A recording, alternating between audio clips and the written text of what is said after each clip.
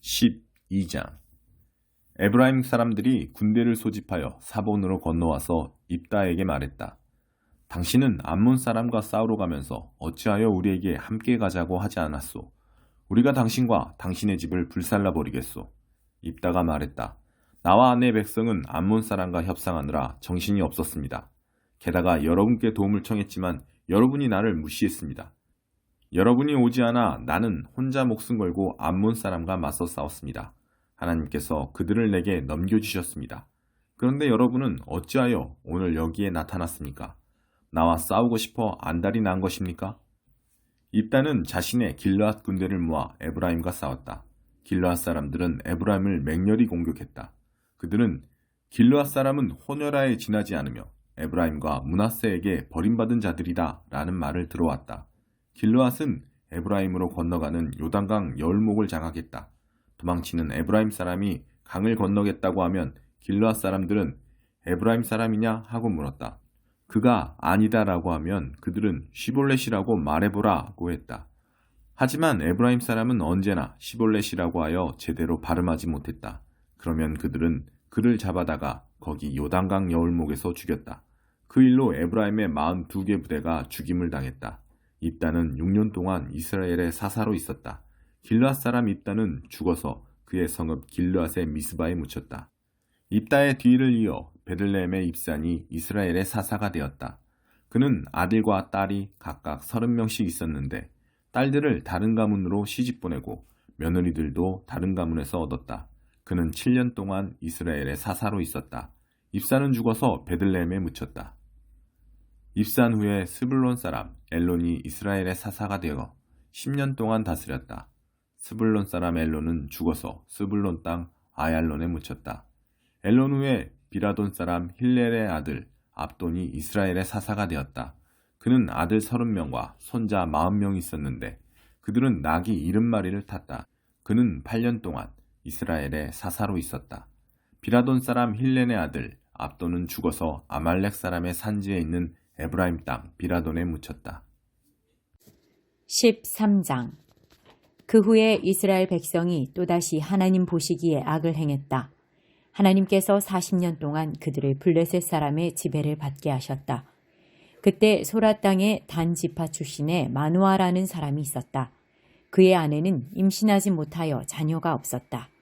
하나님의 천사가 그녀에게 나타나 말했다. 내가 임신하지 못하여 자녀가 없다는 것을 내가 안다. 그러나 이제 내가 임신하여 아들을 낳을 것이다. 그러니 아주 조심해야 한다. 포도주나 맥주를 마시지 말고 부정한 것은 어떤 것도 먹지 마라.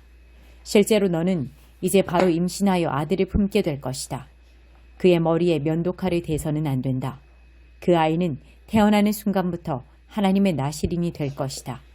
그가 블레셋의 압제에서 이스라엘을 구원하는 일을 시작할 것이다. 여인은 남편에게 가서 말했다. 하나님의 사람이 내게 왔는데 두려우면서도 영광이 감도는 것이 꼭 하나님의 천사 같았어요. 미처 그분이 어디서 왔는지 묻지 못했는데 그분도 내게 이름을 말해주지 않았어요. 하지만 그분이 이런 말을 했어요. 내가 임신하여 아들을 낳을 것이다. 포도주나 맥주를 마시지 말고 부정한 것은 어떤 것도 먹지 마라. 그 아이는 태어나는 순간부터 죽는 날까지 하나님의 나실인이 될 것이다. 마누아가 하나님께 기도했다. 주님, 우리에게 보내신 하나님의 사람을 다시 보내주셔서 앞으로 태어날 이 아이를 어떻게 길러야 할지 우리에게 가르쳐 주십시오. 하나님께서 마누아의 말을 들으셨다. 하나님의 천사가 그 여인에게 다시 왔다. 여인은 밭에 앉아 있었고 남편 마누아는 그곳에 함께 있지 않았다. 그녀가 벌떡 일어나 남편에게 달려가서 말했다. 다시 왔어요. 그날 내게 왔던 그분 말이에요. 마누아가 일어나 아내를 따라 그 사람에게 갔다. 그리고 그에게 말했다. 당신이 제 아내에게 말씀한 그분이십니까? 그가 말했다. 그렇다. 마누아가 말했다. 그렇군요. 당신이 말씀한 대로 이루어질 때 이 아이에 대해 또 이 아이가 할 일에 대해 우리에게 해줄 말씀이 무엇입니까? 하나님의 천사가 마누아에게 말했다. 내가 여인에게 일러준 모든 말을 명심하여라. 포도나무에서 난 것은 아무것도 먹지 마라. 포도주나 맥주를 마시지 말고 부정한 음식은 어떤 것도 먹지 마라. 그녀는 내가 명령한 것을 모두 지켜야 한다. 마누아가 하나님의 천사에게 말했다. 조금만 더 우리와 함께 계십시오. 당신을 위한 새끼 염소 한 마리를 잡아 올리겠습니다. 하나님의 천사가 마누아에게 말했다. 좀 더 머물 수야 있지만 너의 음식을 먹지는 않을 것이다. 그러나 하나님을 위해서 번제물을 준비하여 바치고 싶거든 어서 바쳐라. 마누아는 자기가 하나님의 천사에게 말하고 있는 줄은 꿈에도 몰랐다. 그래서 마누아가 하나님의 천사에게 물었다. 당신의 이름이 무엇입니까? 당신의 말씀이 이루어질 때 우리가 당신을 높이고 싶습니다. 하나님의 천사가 말했다. 어찌하여 내 이름을 묻느냐? 너무 놀라워서 네가 이해하지 못할 것이다.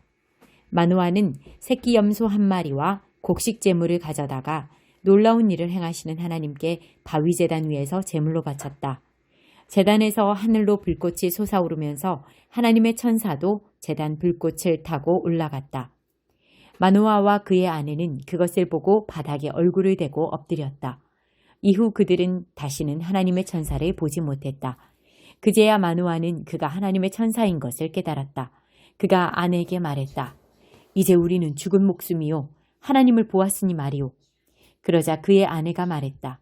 하나님께서 우리를 죽이실 작정이셨으면 번제물과 곡식제물을 받지 않으셨을 테고 아이가 태어나리라고 이 모든 것을 계시해 주지도 않으셨을 것입니다. 여인이 아들을 낳자 그들이 그의 이름을 삼손이라고 지었다. 아이가 자랄 때 하나님께서 그에게 복을 주셨다. 그가 소라와 에스다올 사이에 있는 단 지파의 진에 머물 때 하나님의 영이 그 안에서 역사하기 시작하셨다. 14장. 삼손이 딥나로 내려갔다. 그곳 딥나에 그의 눈을 끄는 여자가 있었는데 블레셋 처녀였다. 그가 돌아와 아버지와 어머니에게 말했다. 딥나에서 여자를 보았는데 블레셋 처녀입니다. 그 여자를 아내로 얻어주십시오. 그러자 그의 부모가 말했다.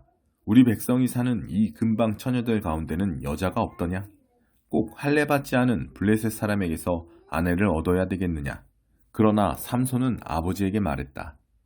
그 여자를 얻어주십시오. 그 여자야말로 제가 원하는 사람, 제 짝입니다.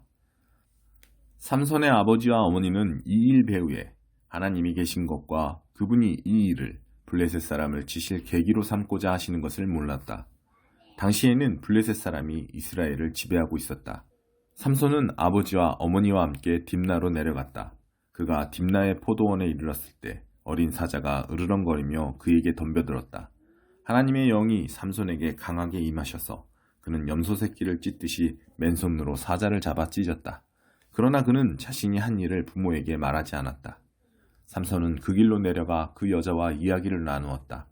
그의 눈에는 그 여자가 바로 자기 짝으로 보였다. 며칠 후에 다시 여자를 데리러 가면서 그는 그 사자가 어떻게 되었는지 보려고 길을 돌아서 갔다. 그런데 신기한 일이 벌어지고 있었다. 사자의 죽음에 벌떼가 우글거리고 그 안에 꿀이 있었던 것이다. 그는 손으로 꿀을 떠가지고 길을 가면서 그 꿀을 먹었다. 그는 꿀 얼마를 아버지와 어머니에게도 가져다 주어 먹게 했다. 그러나 그 꿀을 사자의 죽음에서 떠왔다는 말은 하지 않았다. 그의 아버지가 내려가 그 여자와 결혼 일정을 잡는 동안 삼손은 거기서 잔치를 벌였다. 당시에 젊은 남자들은 그렇게 했다. 블레셋 사람들은 삼손을 경계하여 30명을 구해다가 그의 친구로 삼고 함께 어울리게 했다. 삼손이 그들에게 말했다. 내가 당신들에게 수수께끼를 하나 내겠소.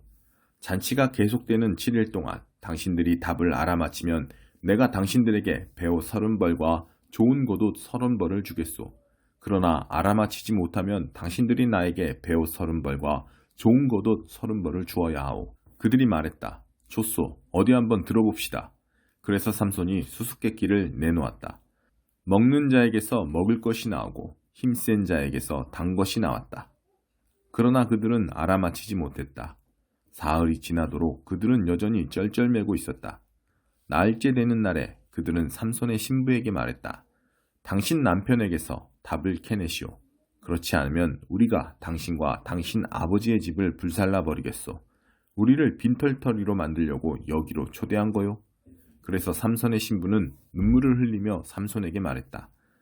당신은 나를 미워하고 사랑하지 않아요. 우리 민족에게 수수께끼를 내놓고는 나한테 답을 말해주지도 않잖아요. 그가 말했다. 내 부모한테도 말하지 않았는데 어떻게 그대에게 말할 수 있겠소. 그러나 그녀는 잔치하는 7일 내내 울음을 그치지 않았다. 그녀의 괴롭힘에 지친 삼손은 결국 7일째 되던 날에 그녀에게 답을 말해버렸다. 그러자 그녀는 가서 자기 민족에게 그 답을 알려주었다. 7일째 되던 날, 해지기 전에 성읍 사람들이 그에게 와서 말했다. 꿀보다 단 것이 무엇이며 사자보다 힘센 것이 무엇이겠소? 그러자 삼손이 말했다. 당신들이 내 여자에게서 캐내지 않았다면 내 수수께끼를 알아맞히지 못했을 것이오. 그때 하나님의 영이 삼손에게 강하게 임하셨다. 그는 아스글론에 내려가서 그곳 사람 30명을 죽이고 그들의 옷을 벗겨 수수께끼를 푼 사람들에게 주었다. 그는 화가 머리끝까지 나서 성큼성큼 걸어나가 자기 아버지 집으로 가버렸다. 삼손의 신부는 그의 결혼식에서 신랑 들러리를 섰던 사람의 아내가 되었다.